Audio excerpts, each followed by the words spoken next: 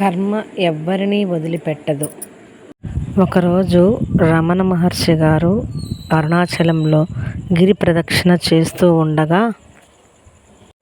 ఆయనతో పాటు ఆయన శిష్యుడు కూడా ఆయనతో బయలుదేరతాడు.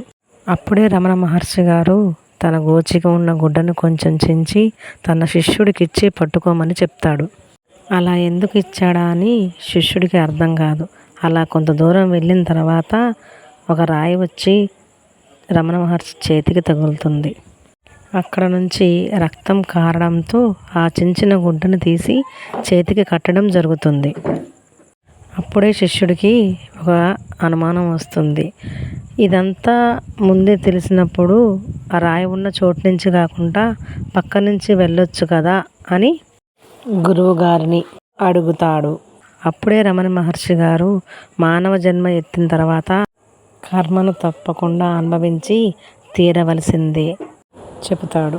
శిష్యుడు అడుగుతాడు, గురూజీ, ఈ కర్మను తప్పించుకునే అవకాశమే లేదా అని అడుగుతాడు. ఎందుకు లేదు, తప్పకుండా ఉంది. దానికి ఒకటే మార్గం, భగవత్ నామస్మరణ.